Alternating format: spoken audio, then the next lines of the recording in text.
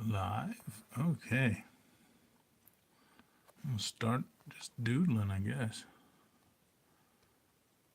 Let's see. Pull this up so I can see if anybody ever decides to start watching it.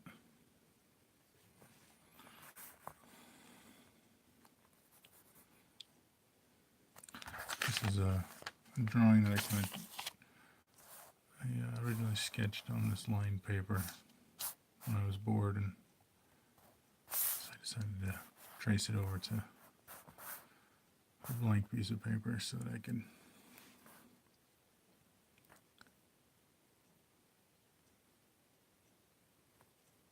continue it.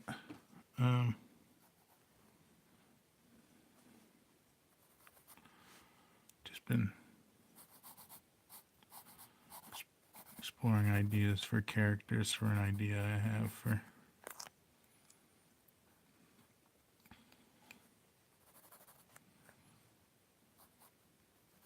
something that would be a fun story if I ever decided to do it. Probably not, though. It's just kind of my own.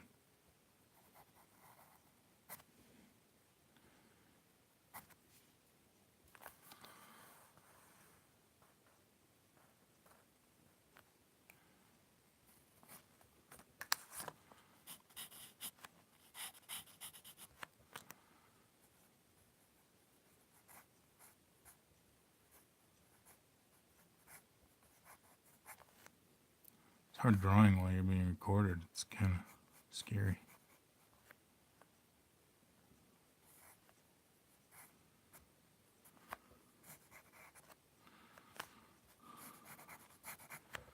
I guess the idea behind this character, it would be a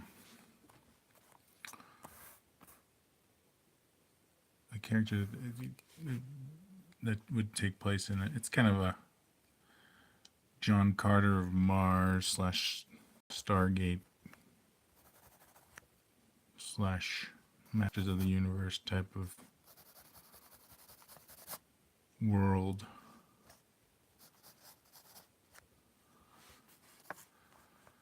So this would be a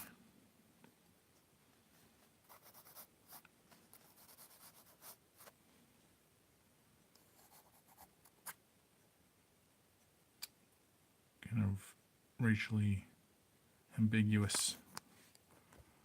I guess she's mostly kind of dark skinned. She's got dreadlocks and stuff, but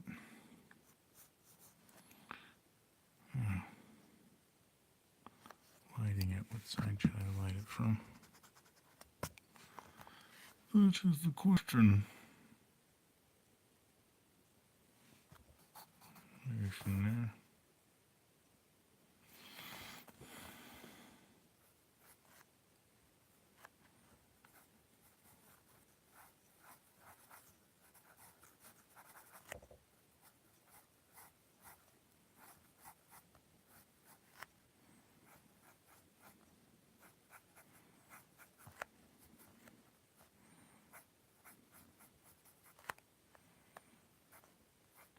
Pictures of you, pictures of me.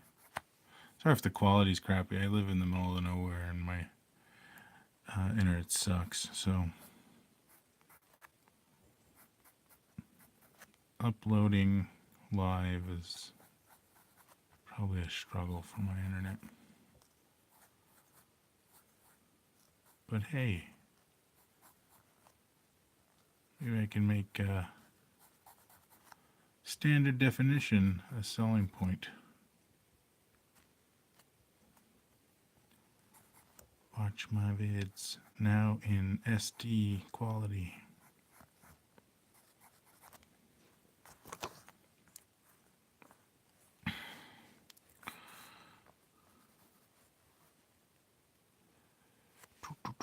Okay, so flight's coming that way.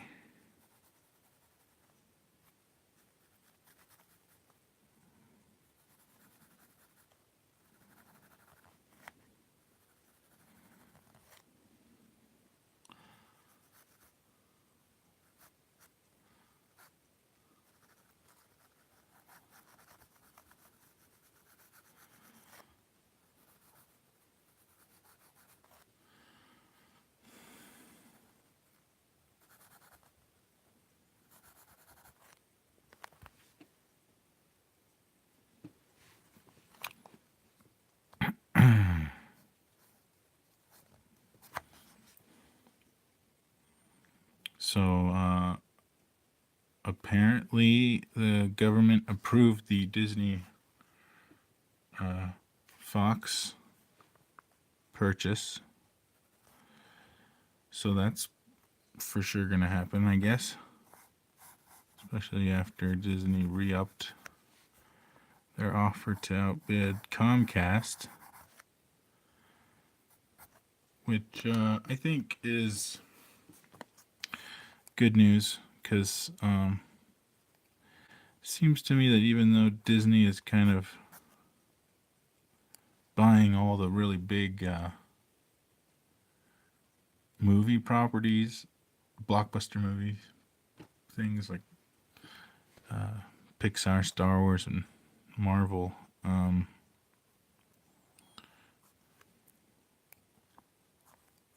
it's still better that Disney gets stuff than Comcast, which is a internet provider, which means they own the means of distribution. So it seems like to me like Comcast would be more of a antitrust infringement than Disney would. Also, somebody made the point that Disney would be more, even though Disney sometimes kind of bullies theaters into like preferring their movies, overall they do have more of an interest in keeping theaters alive than, say, Comcast, who would have more of an interest in theaters going away and all content just being streamed online, which would be better for them as an internet and cable company. So if you like going to the theater, it's better that Disney buys Fox and Comcast. But as comic book nerds, the most exciting thing is the prospect of Disney, not Disney, but Marvel Studios being able to get Fantastic Four and X-Men rights. Some people like having other studios with rights so they can make more movies.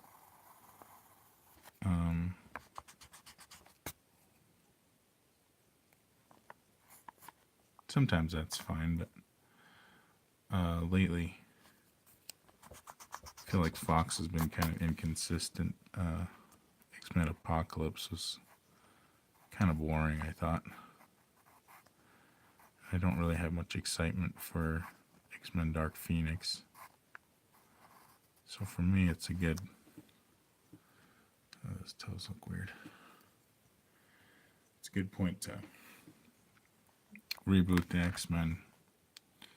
Especially after Logan. Logan was great. It wasn't just a great farewell to Hugh Jackman and to that character in the movies, and also to Patrick Stewart's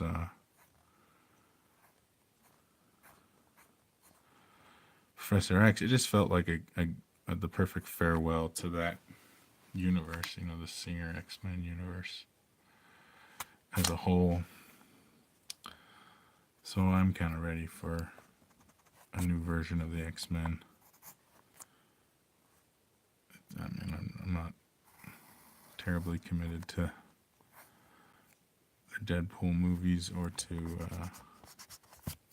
having like future New Mutants and X-Force movies or anything. So I'd be a lot more interested in seeing what the MCU did with the X-Men. Hey, somebody else joined in. Hello, whoever just joined in. Just doing some sketching. Just talking about Disney the Disney Fox deal got approved by the government. So I'm just talking about our thoughts on that.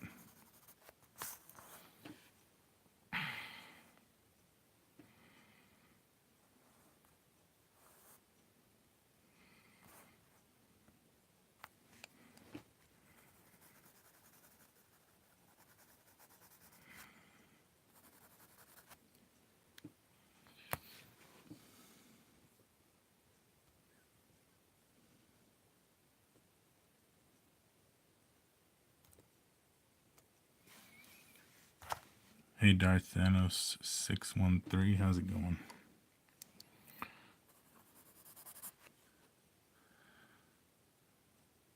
Oh, it's radioactive cosmic rays. For MCU X-Men, what new villains haven't been in previous films before that you want to see?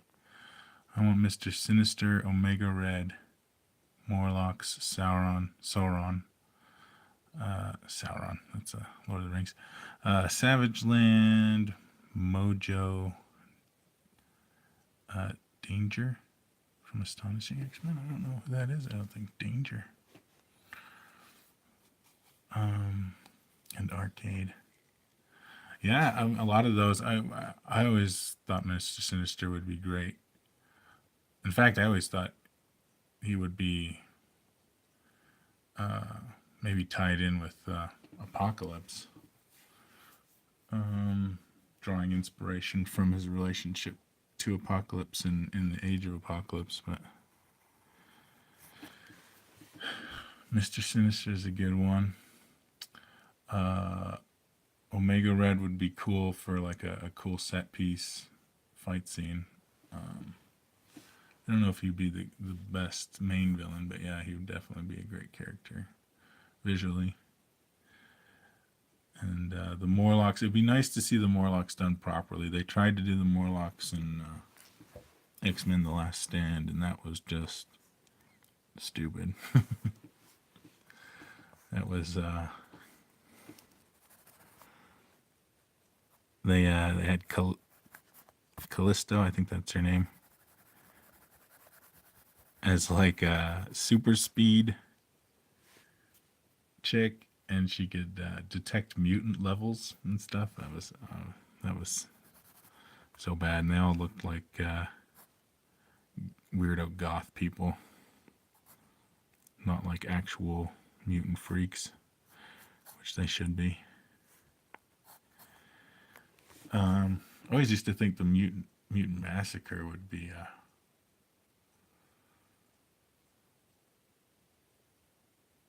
interesting to see in a movie, but I don't know. I probably would change my mind on that one. That might be a little heavy.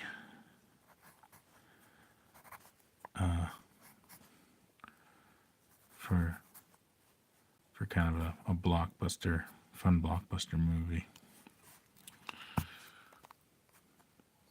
But yeah, what would the lineup you would want a dream team for MCX? I don't know. That's tough. I go back and forth between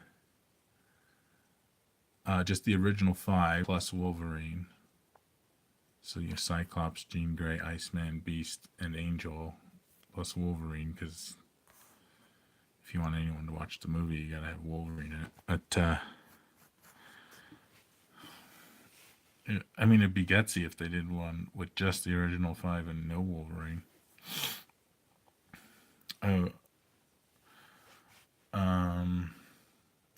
You know, maybe it's also fun to vary it up.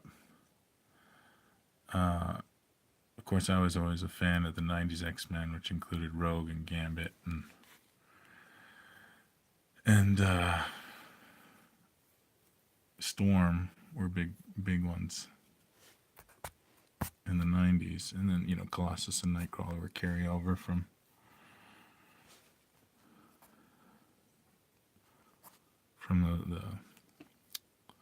the days before that. But dang, what would be the perfect lineup for the MCU X-Men? I always think, well, I think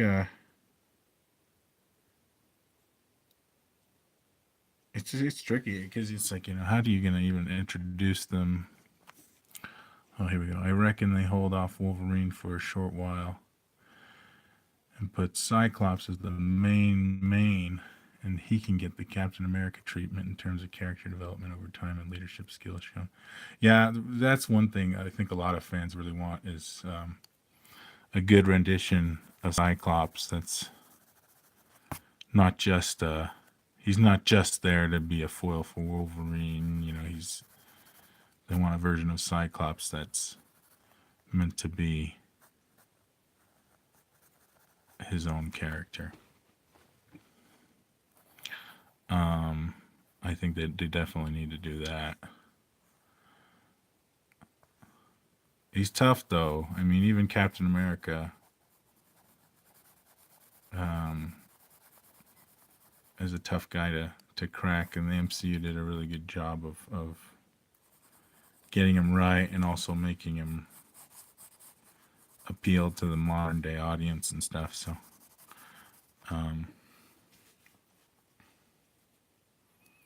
it'd be nice to dive deeper into just the original ones, Cyclops and Beast and Jean in particular. If they do Iceman, I really hope they wouldn't do gay Iceman, just because that's such a weird twist that they've done recently, retconning him historically.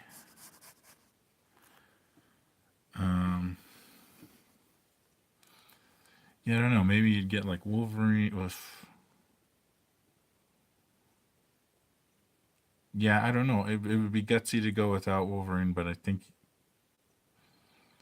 um, you almost need him there. I don't know. Let me see. Without Wolverine, we'd go Cyclops, Jean, Beast. I would go Storm. Cyclops, Cyclops, Beast, Jean, Storm.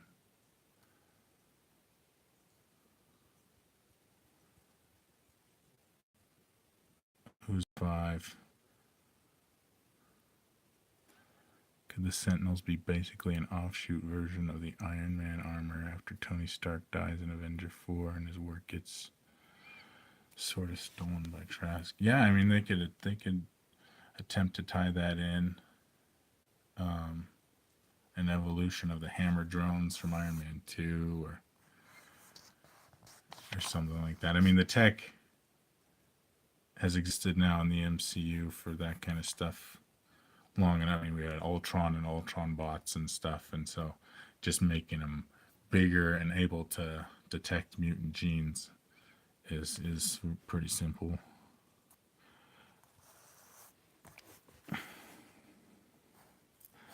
I don't know if you jump straight to Sentinels though, because I think the first movie is mostly introducing the X-Men to the MCU and dealing with how humanity reacts to them, because the angle you should go is because one of the problems with mutants inside the Marvel universe, you're always conflicted as like, why do people hate mutants but love the Avengers and other superhero characters or superpowered characters? And I think the way you differentiate them and you make it clear in the movie is that other superpowered characters like Captain America, Hulk, Iron Man, they're all kind of created, right? Like they're either self-made or the government has created them. So there's some sort of barrier of entry into that.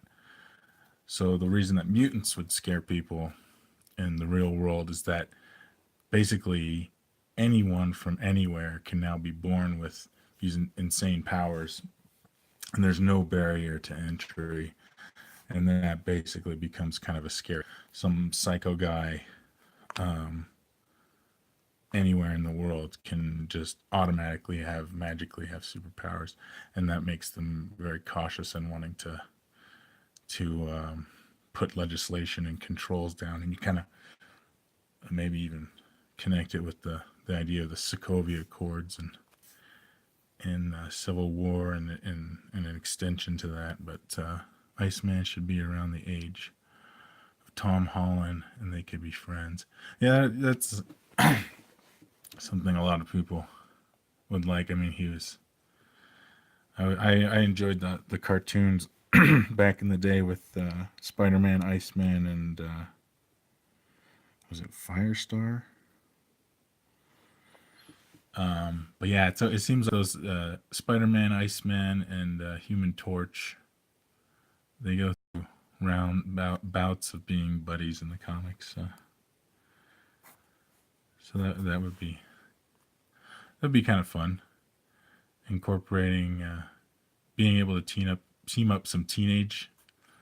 I mean, yeah, I mean, well, they could even go do their own version of like the Teen Titans. I know the New Mutants was like their Teen Titans back in the comics, but I mean, it'd be kind of fun if they did like a young Spider-Man with a couple of other young kind of team up movie. Most heroes in the MCU, minus Spider-Man and Daredevil, really don't have secret identities, and that's why the public trusts them. But the X-Men mostly have secret identities, like Jean, Marvel Gar. Yeah, I mean, yeah, and they're also kind of propped up as like these American heroes, the Avengers, and Captain America leads them, and everyone trusts Captain America and stuff, and that's part of it too. But I think for the people who kind of question that and be like, well, why would they hate mutants with superpowers when they love like you know Hulk and Captain America and Black Panther? And although I guess they don't really love them right now in the MCU, it's kind of a half and half thing ever since they did Civil War. But I used to think that sometimes when I was reading the comics, it was like it's kind of hypocritical of these people to hate the X-Men, but to like love all these other superpowered characters. I hope they introduce anti-mutant groups like the Friends of Humanity, Purifiers, and MRD, Mutant Registration Group. Yeah, I mean they could always do that. It seems to me like those would be more like Easter egg kind of mentions in the background, as the general hate groups or people against mutants.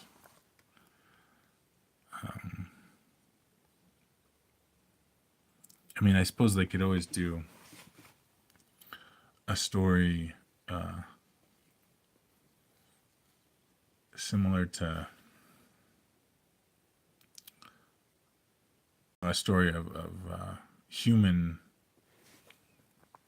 war against mutants at some point instead of always going to Magneto. They kind of did it with Stryker in X-Men 2, but that was more of a single guy with a vendetta against mutants. It might be interesting to see more of a... Hey, Caleb Doom? I was just sketching this chick. I originally sketched her on this line paper, and I wanted to trace it over to this paper to kind of finish it up. I've just been imagining characters lately for just an idea I had. It's kind of a space fantasy thing, like John Carter of Mars or Masters of the Universe kind of a thing. And so this would be kind of the main chick. Doesn't have a name yet, though. Just kind of designing the look of the characters. And the main character would be a goat man. Yeah, well, you know what? If I ever get the time to actually make a comic, right now, I mean, I work full time. I'm doing development work, web development work, and I live in the middle of nowhere. But yeah, art was my first passion. Went to school for it for a while, but that ended up changing.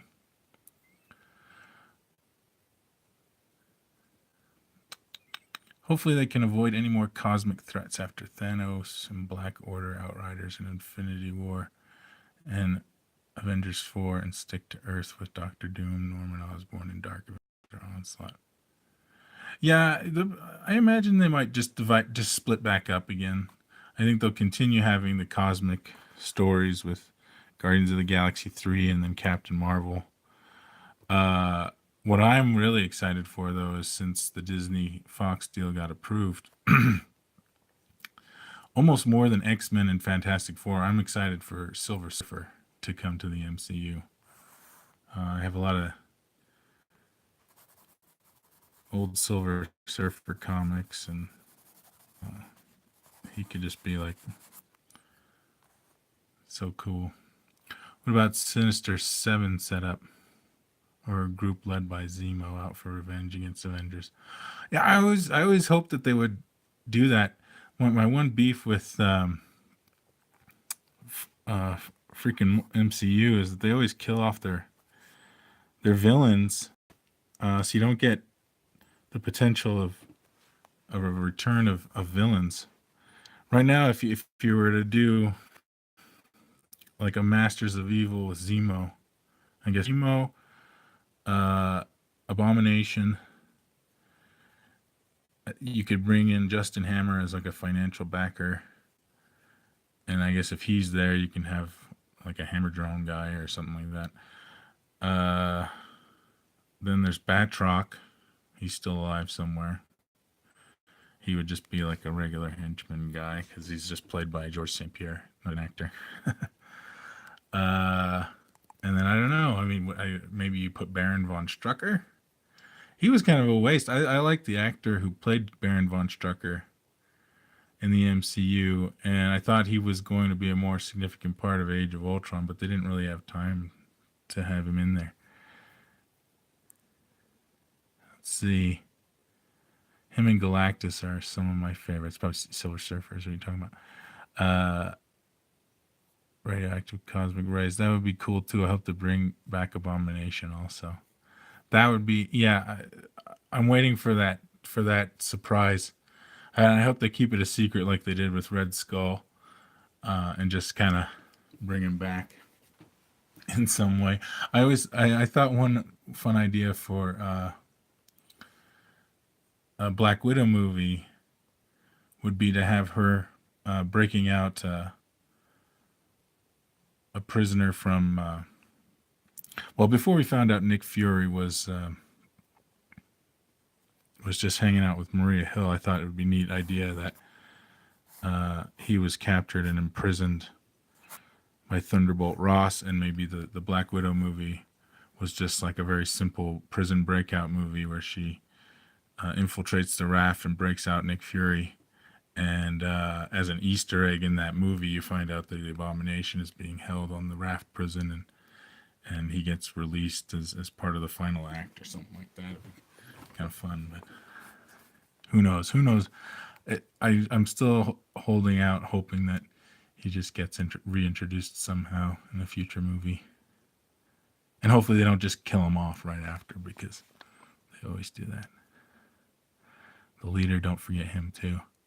Yeah, the leader, he got teased in Incredible Hulk. Of course, nothing came of that. I like that actor too. It's what is his name? Can't think of it off the top of my head. The leader and the Abomination are supposed to be in the raft, I believe. Yeah, I don't know if Leader would be there, because they never even established him as a villain. They just teased showing his head bubbling up when the Hulk blood formula stuff like mixed with his blood on his wound on his head. I think he would need a proper introduction though. Leader. I suppose if they ever decide, I think if they ever decided to do another Hulk standalone, like if they were able to just work it out with Universal, or if they just were to get all the rights back, or whatever it would take, if they were to do a second Hulk, I think they would dig up the leader for that. Probably, I don't know.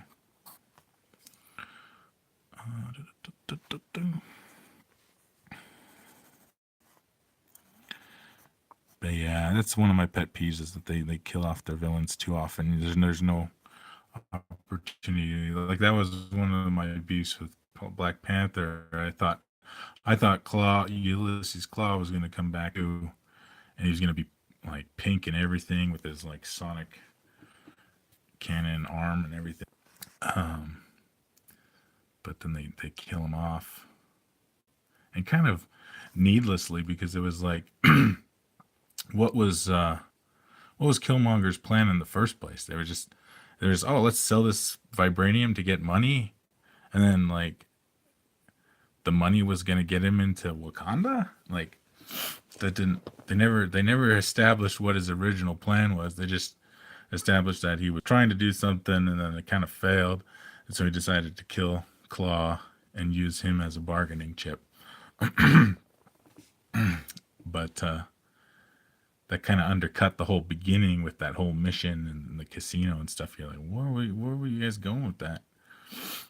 So it would have been nice if they would have made the plan clear. I always thought, like, they didn't need to kill Claw. Why didn't Claw just go drop him off in Wakanda? Like, originally you would have thought that Killmonger teamed up with Claw deliberately because Claw was the only one who's ever gotten in and out of Wakanda. But it turns out he was just working with him because he could sell vibranium and whatever. It was a bit of a waste, but let's see. Thoughts on MCU future? Does it look like Star Wars, or is there hope? I don't know. I'm guessing lately there's been some quotes and articles about Kevin Feige talking about Captain Marvel is going to be like the lead, the head of the MCU going forward, and they're going to have more females and stuff. So some of us who didn't like the politics and stuff in Star Wars are getting a little concerned about stuff like that going to start happening in the MCU. You know what? I would say I'm a little concerned hearing stuff like that, but I'm also wouldn't be surprised if the media is just pounding Kevin Feige right now and trying to bait him and trying to get him to like talk about that stuff to the point where he's got to throw him a bone, throw him something. So my hope is that it's mostly the media pushing from the outside to try to slant this as a certain narrative. And whether or not the MCU has more females going forward, I don't really care, as long as it's not agenda driven. I mean, if the MCU happens to have like 50-50 men, women heroes going forward, just because those are the characters they decide to focus on, I'm fine with that. But my fingers crossed that it doesn't have the same fate as Star Wars.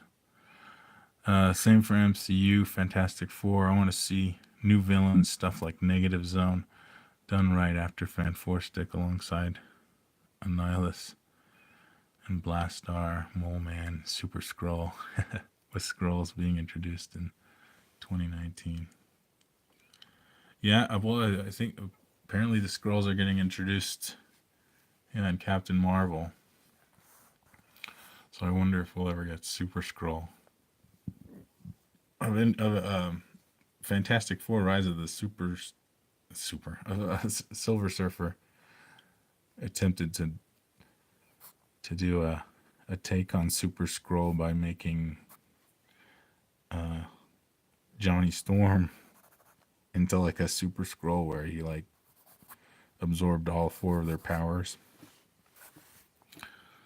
That was kind of neat, but it wasn't very satisfying for fans. You know, you're like, oh, I just want to see Super Skrull. I don't want to see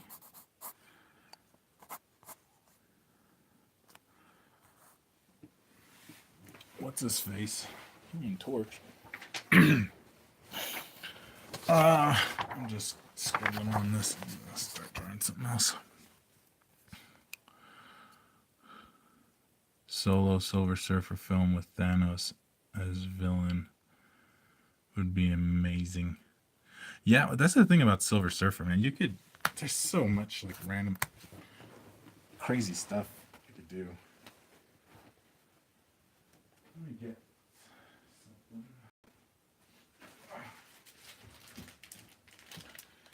Here, I got some Silver Surfer comics back in the day. I mean, when people were like, what's going on with the crazy colors in Thor Rack? I immediately thought of my Silver Surfer comics. You know, and just like the Marvel Cosmic Universe in general. You know, you get this Silver Surfer and Mantis. I always liked his stories that involved some of the other former Heralds of Galactus. Some of them good, some of them bad.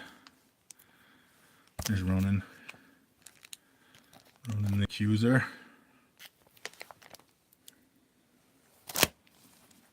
There's a Mike Mignola cover.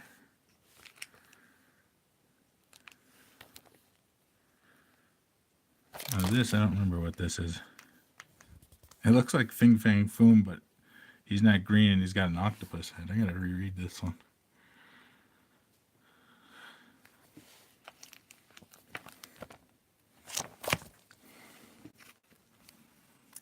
There's lots with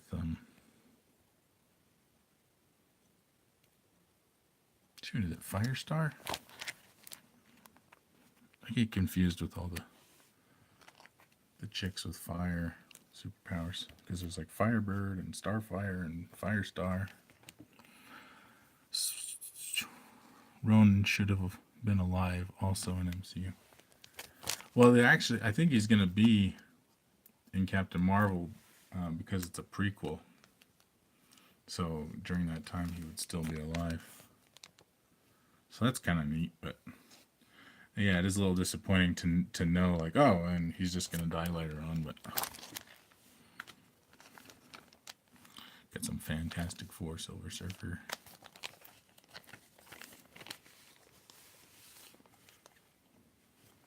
Here we go. What do we got here? Oh, no, it's Nova. Why was I calling it Firestar? Oh, Fire Lord. That's what I was thinking of. The dude. The dude with the fire staff. Former Heralds of Galactus. We got Super Skrull. And then Nora. Can't remember her. Reptile.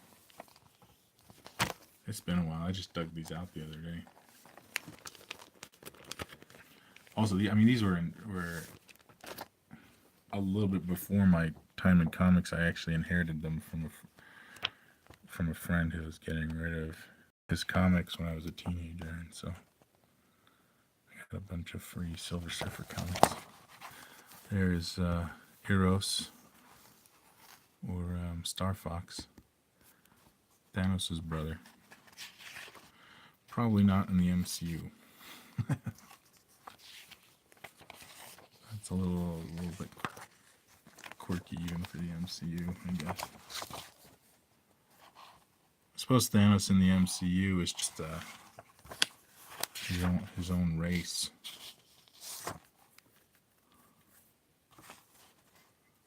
I guess just Nova.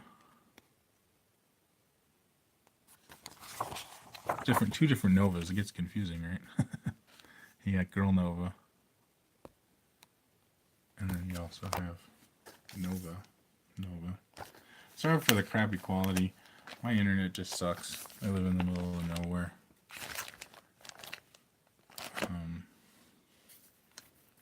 You think Galactus can work in live action after they pulled up? People are split on it. I say he would look ridiculous. It would be tough. But I would want to see it. I think there's a way you could do it. The cosmic universe that they've set up. I mean, they've never gone like completely absurd. Am I frozen? Still going a little bit. completely out there. Like they've tried to keep it grounded. Like Ego, they didn't have like his whole planet face talking and stuff. It was just like craters inside the side of the planet, a face. Um, there's a way you can do it that is close enough to the original, and that is true to the spirit of the original design. I think that can fit in the MCU. Richard Rider Nova would be great too in the MCU alongside Annihilation, event adapted for Guardians. Yeah, that was one thing with I was kind of disappointed that they didn't show Xandar at all in Infinity War, because what's his name? Oh, the original Nova, played by John C. Reilly. John C. Reilly's character is actually a version of the original Nova that gave over, I believe, the power of the Nova, the Nova Corps or whatever, to Richard Rider. What the heck's his name? Denarian Saul was the guy before him. Yeah. But anyways, I was thinking maybe we'd see him again, John C. Reilly's character. Maybe a hint at him escaping before Xandar's destroyed. And maybe that could be set up for a future Nova movie, where after escaping Xandar, he makes his way to Earth and creates the Richard Rider Nova. But I guess the fact that they didn't show anything, that leaves it open, right? They could always just say that happened. Dark Hawk. Yeah, I was never super familiar with Dark Hawk.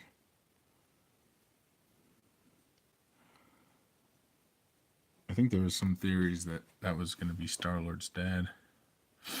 I always thought it was going to be Adam Warlock, when James Gunn was trying to tease who he was going to do for Star-Lord's dad.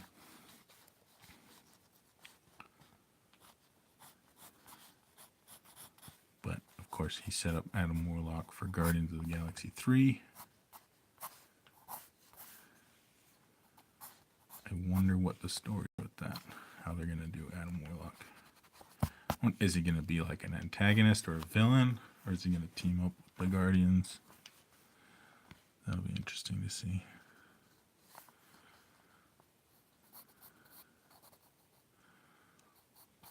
What should I draw?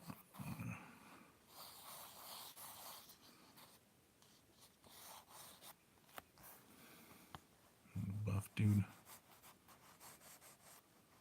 I drew him too low on the page. I'll do something more dynamic.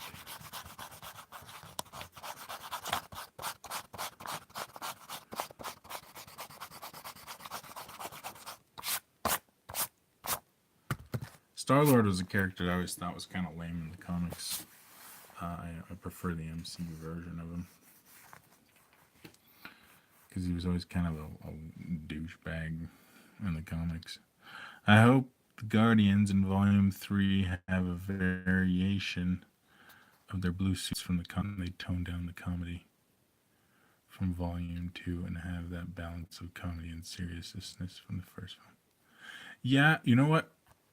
I've been trying to figure out what the difference was in the especially in the comedy between Guardians 1 and 2, and I decided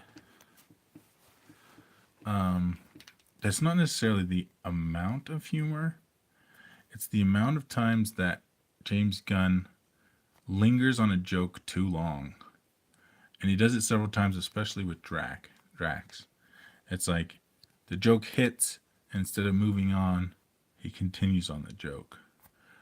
For example, the joke where Drax is like asks Ego if he has a penis.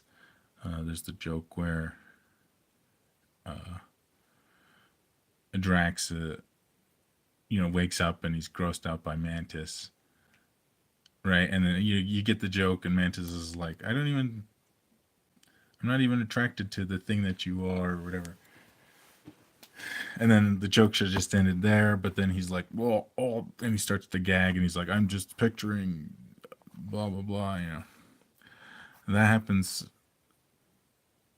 several times throughout the movie, and so it kind of kills the whole joke when he lingers too long on it like that. Because, I mean, if you think about it, there's a whole lot of comedy in the first one. So I don't know if necessarily think it's the amount of comedy. I think it's he kills some of the jokes with either the time or the length of the joke.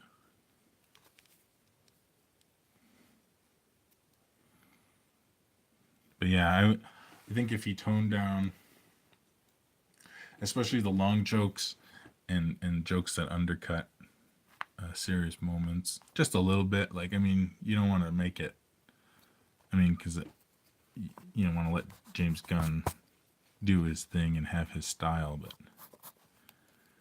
sometimes they just kind of get out of hand, so he needs a little bit more restraint. Something dynamic. What am I doing?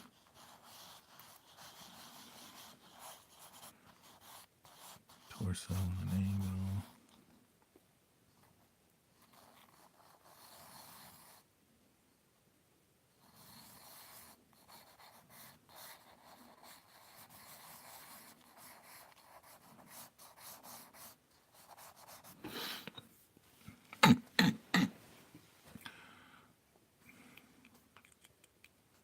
Oh, I think we lost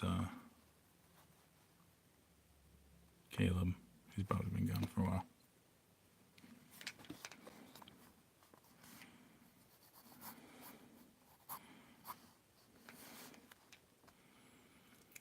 Marvel Studios has too many characters, locations, and looks of the X-Men and Fantastic Four Justice. There's too many characters, locations, and looks of the X-Men and Fantastic Four.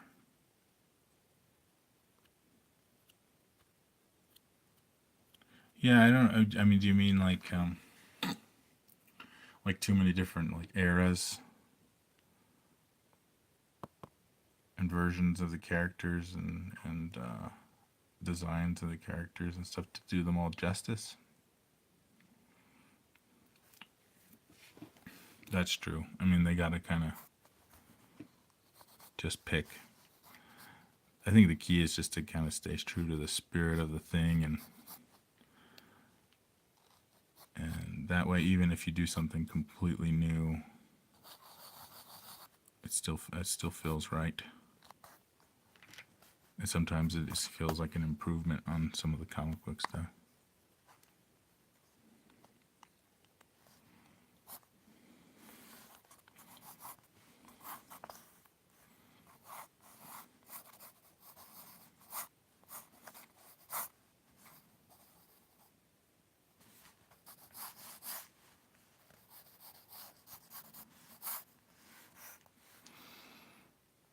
I think we're going to Deadpool or Wolverine R-rated again. With Marvel, I don't know. I mean, I would be okay with a PG-13 Deadpool. He kind of always was in the comics until recently. And I'm also not a fan of like dick jokes, which there's a whole lot of in Ryan Reynolds' Deadpool. So it'd be kind of fun to see a version of Deadpool that had more quirky jokes like the comic book one had. As far as rated R, especially rated R, I mean, Logan was great because It's one of those movies where it wasn't like excessively trying to be rated R. It was just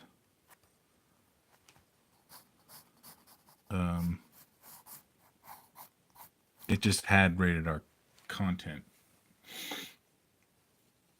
I feel like Deadpool is kind of a movie that's trying to just be like super rated R for the sake of it.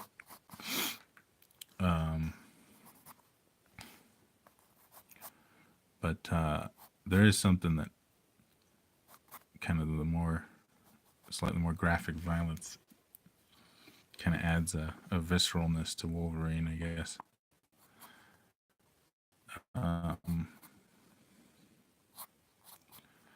Get that. Same thing with PG-13. I mean, it's tough, It's like, yeah, they got to be really creative in the way you cut the action together and how you cut away from things and stuff in order to like hide all the blood splatter that would come. It's always a little cheesy when when they keep the camera on something where there would be blood and there's none. I think of the clip in Black Panther where Killmonger slits the throat of the Dora Milaje girl,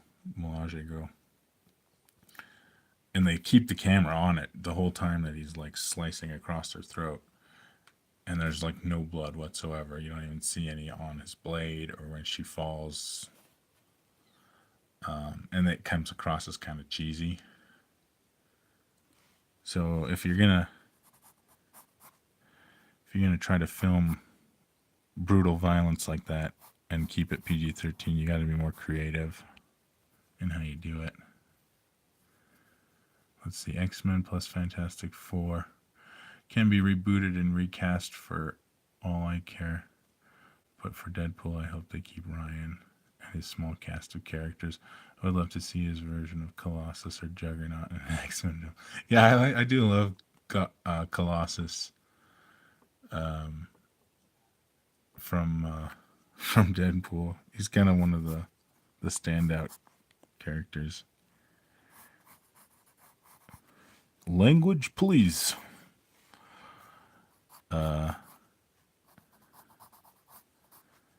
He's kind of he's the type of character you need in a Deadpool movie. You need the straight man for Deadpool to goof around next to.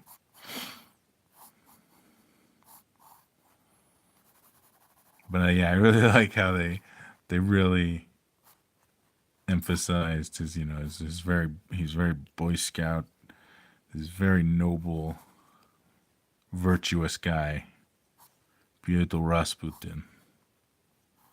You'll be X-Man. Juggernaut can use some changes.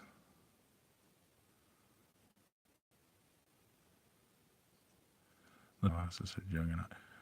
Juggernaut can use some changes. He needs the armor and gem shown to prove that he isn't a mutant plus unstoppable.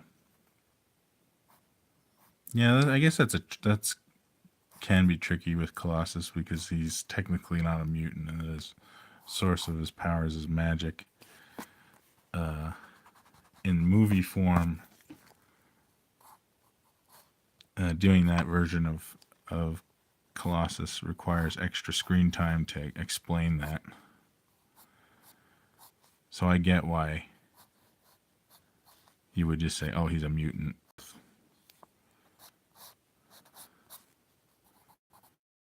With power, unstoppableness. And my battery's getting low here on my phone. Might cut out soon. Yeah, that'd be tricky.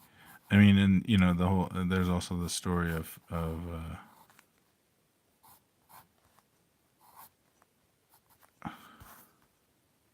gosh, his name is spacing me. But Colossus, when he was young, was Professor X's step sibling. They kind of paid tribute to that in X-Men First Class by making Mystique Professor X's step sibling. But so I was like, oh, okay, well, he's got a villain who was a step sibling when he was young.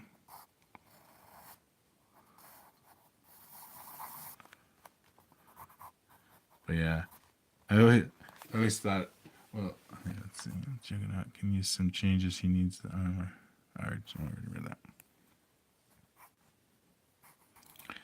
If they ever get enough, like just giant characters, like Hulk-sized characters in the MCU, you know, that would just be like a nerd fantasy to just have a big battle royale with all the size strongmen, Colossus and Juggernaut and Hulk and Rhino and Thing.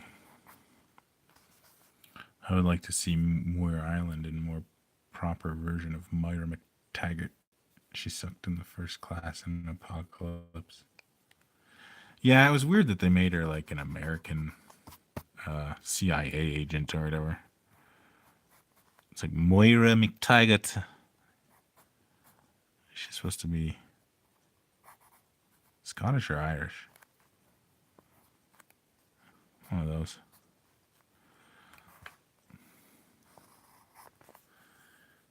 And Beast should be CGI motion captured also. Yeah, I'd like to see a bigger,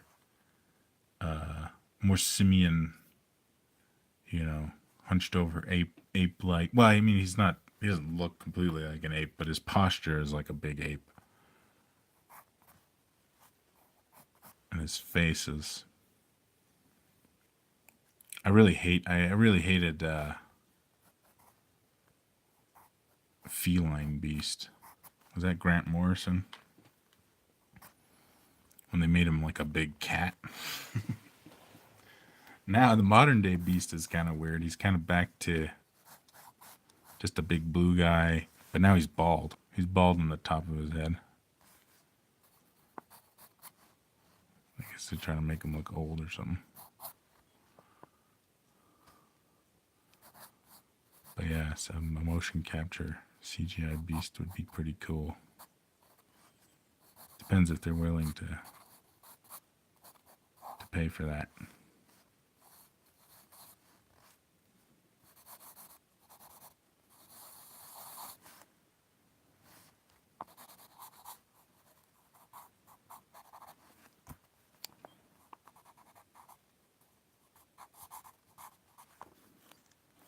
Who is this gonna be? Superman or somebody? Just an empty muscle.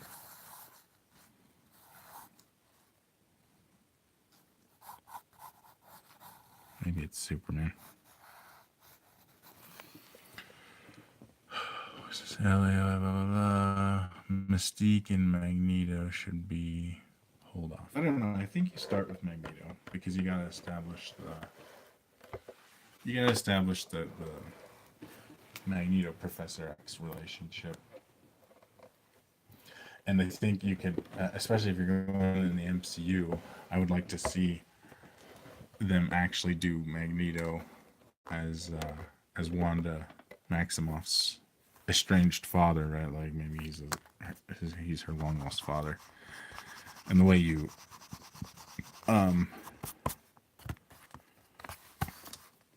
explain that, right? I mean, you explain that her powers, in fact, aren't only from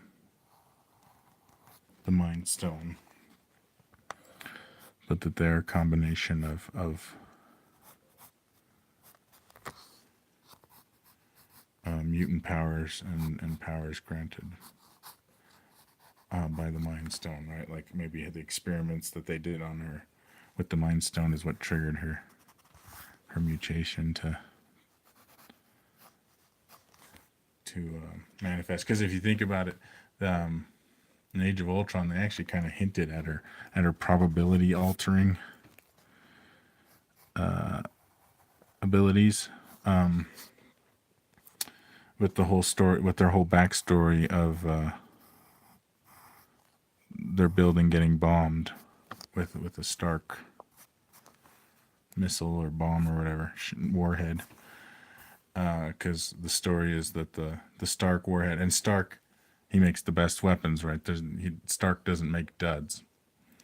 But the story is that a Stark shell, the first one, kind of collapsed half the building, and the second one hit the building near them, right in front of them, and that one didn't go off, hinting at the idea that perhaps Wanda altered the probability and the reality so that the Stark bomb wouldn't.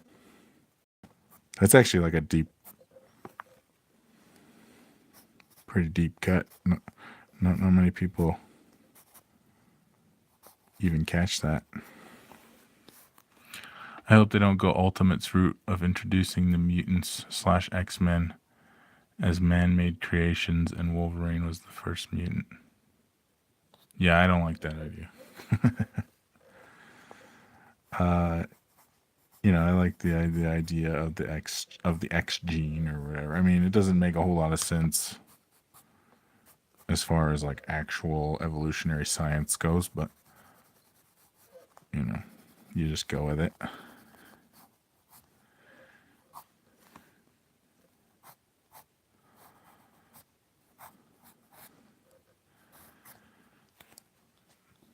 They are.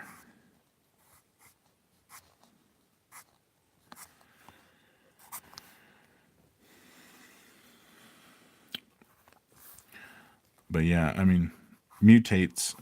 I think that's what they would usually call them, is like the engineered mutants, mutated people.